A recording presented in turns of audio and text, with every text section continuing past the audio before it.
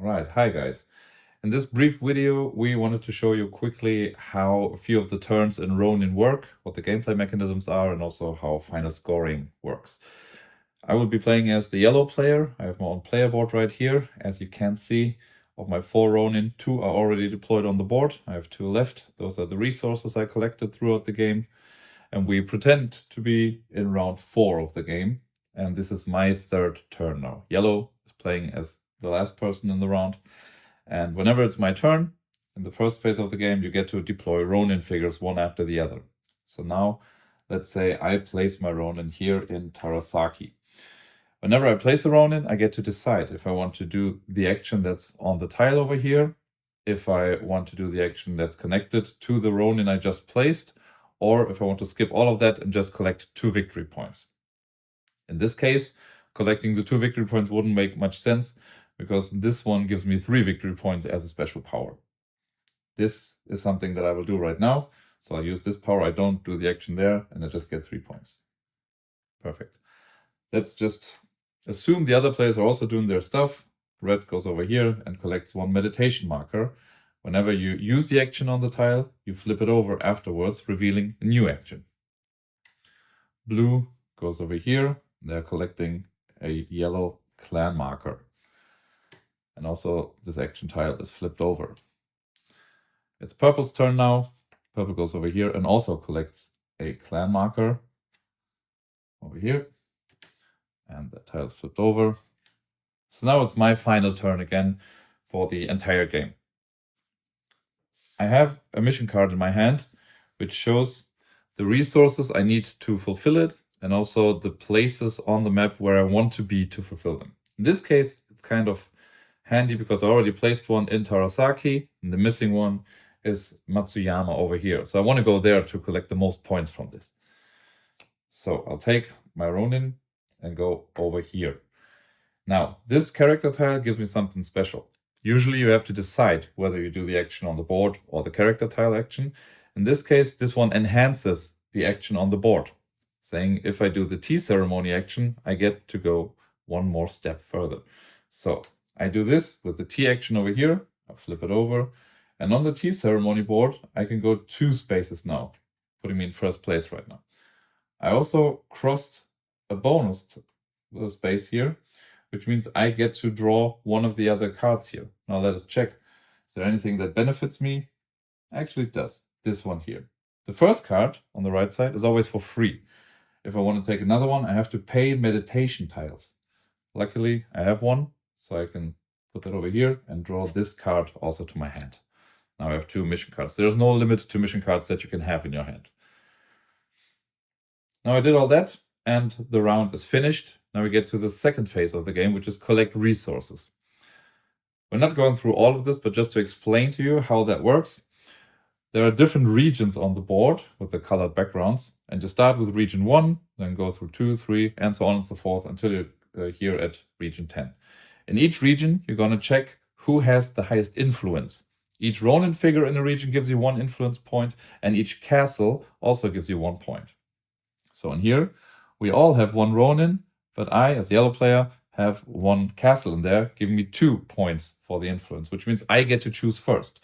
So as the yellow player, I'll just take one of the green porcelain tiles and add it to my board. The rest, they are all tied up.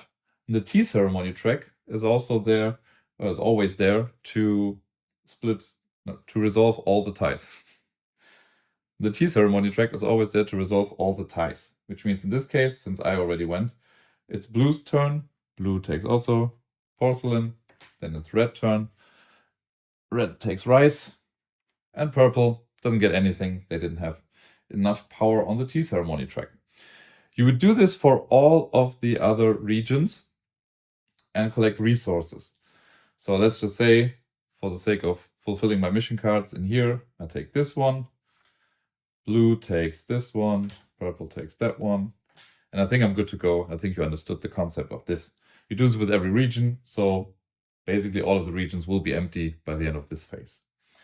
In phase 3, we will fulfill our mission cards. In order to fulfill the mission cards, you need to have the resources shown on the card, and also at least 1 figure in one of the 2 spaces shown here. So in this case, as we already have seen, in Terasaki there's one guy, and in Matsuyama there's also one, giving me 4 points. I also have the resources, which is 1 fish, swords, and the coins, which I just put aside. This gives me 8 points for the resources and 4 points in total for the placement of the Ronin, so 12 points in total. I go here and there. Whenever you fulfill a mission, you slide it under your board. Like, it's not working right now. Let's do it like this. And whenever you fulfill a card, you check if you have 2 of the same symbols in that color or 3 different. Right now, lucky for me, I have 2 of the same. That means I get to take all of the bonus tiles and choose one to keep. Let's just say, to make things simple now, I take this one, place over here, which gives me 9 victory points by the end of the game. Now my second card. I need 1 fish and 1 sword. I have that, so I give them away.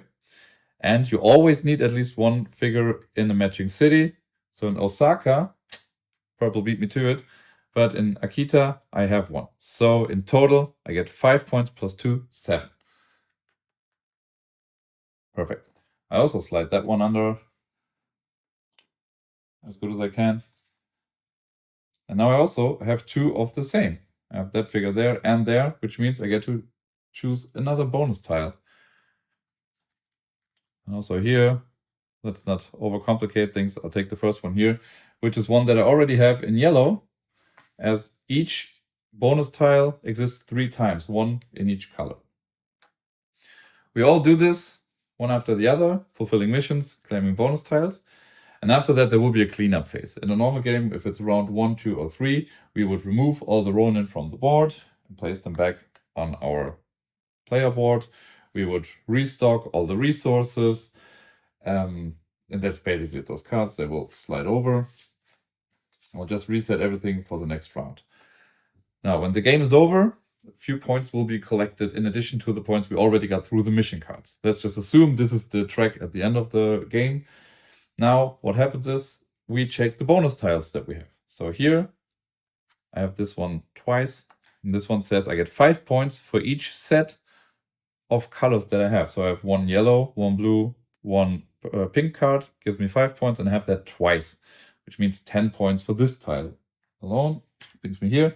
And since I have 2 of those, I get it another time.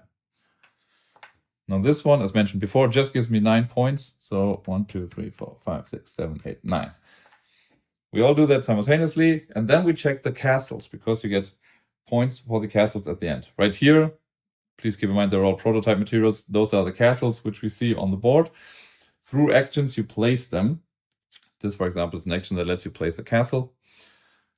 And you place them in a region. In each region, there are 2 spots for a castle. By the end of the game, you check how many castles in adjacent regions you have, in neighboring regions, basically. So right here, I have 2 that are next to each other, and I have 1 single one.